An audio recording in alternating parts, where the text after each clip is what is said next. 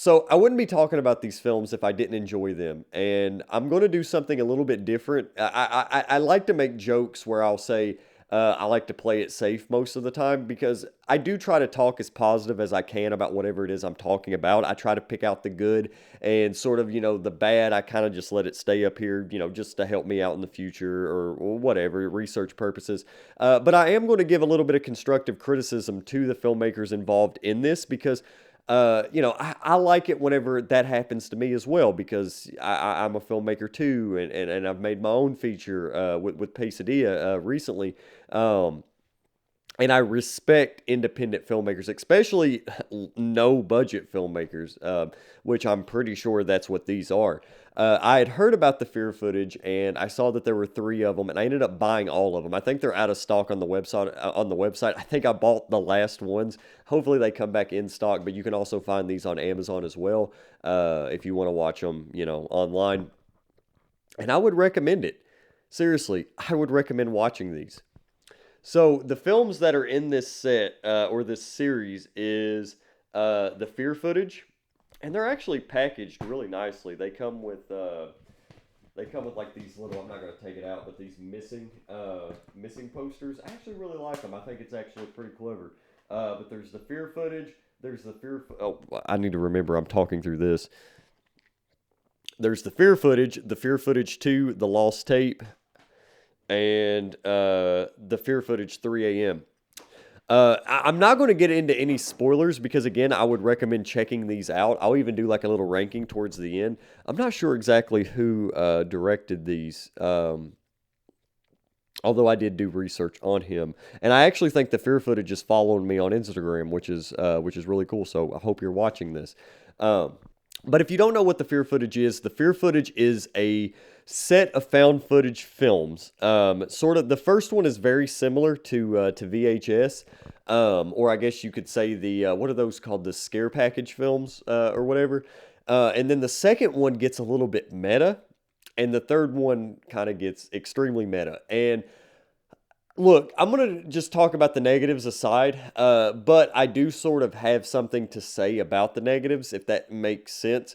These films, there are some aspects where I think people that are not used to watching no budget films would have issues. Like, there are some things that you see in this that might make you chuckle, either practical effects wise. Not that it's bad, but it's just you look at it and you're like, oh, okay, well, that's I've seen it look better in other things. But I would compare these films to honestly almost like you're watching a haunted house because I'm going to give this series some high praise. I mean, I would not be talking about these if I didn't want to. I could easily have just bought them, logged them on Letterboxd and moved on. But no, I actually really enjoyed these fucking movies. There are issues with it. There are some people that are going to watch these and roll their eyes. Those are really my only issues with it, like with the acting sometimes.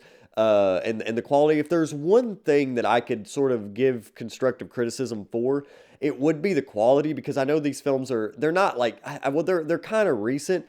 And I really hope because I know the director has a new film coming out, or already does, called Project Eerie. If you want to send me that film, that'd be great. I'm just kidding. But actually, I'm not. I am just kidding. I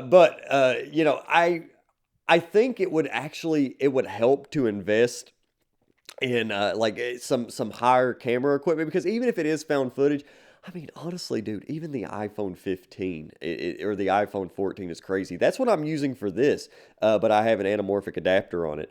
But there's other stuff that you can get, or with my set that I have. I mean, it's a little pricey, but I mean, honestly, if the quality is just like a little bit better, I mean, seriously, these films are good.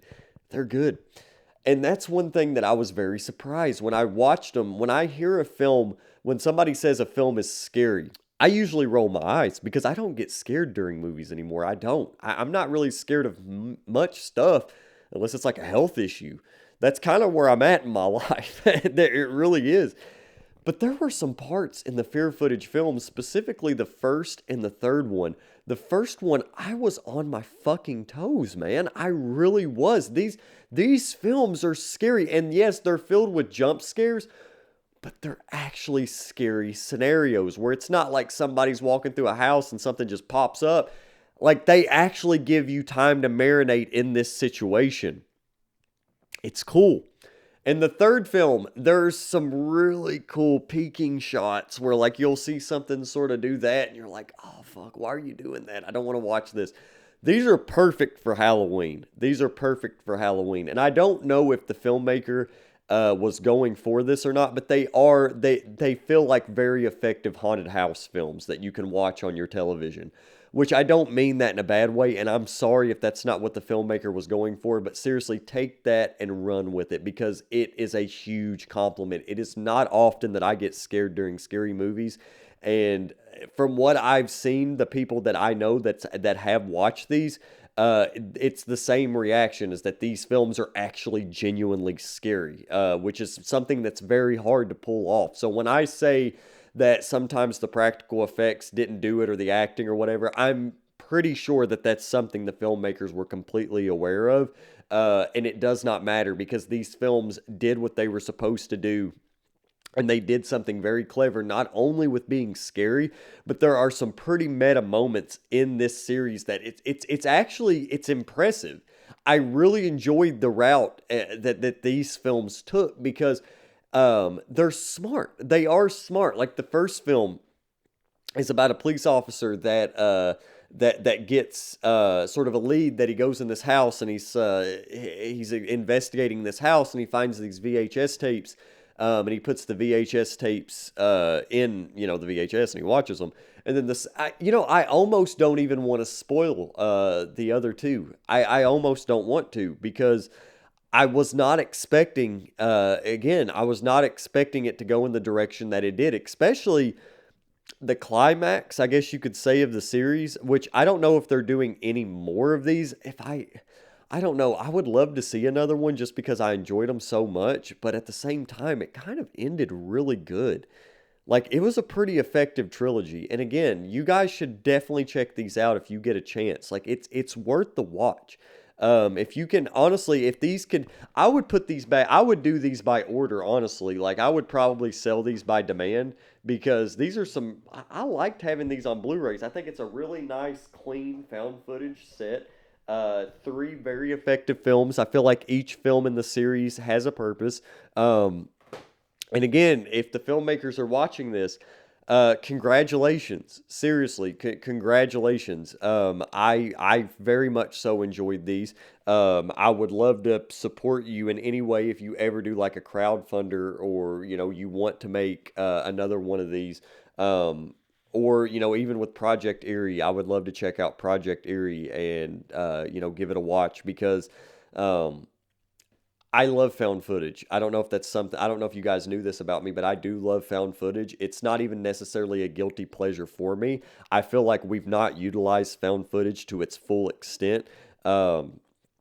And I just had a great time with these. So if you are a filmmaker that was a part of this, congratulations. I enjoyed the fuck out of your work. You did a great job. Again, the criticisms that I say is just to help out in the future. I know it helps me out when I get criticism for my work. And that's really the only way that you can move forward with things. But seriously, I cannot give these a higher recommendation. I'm even just sitting here now.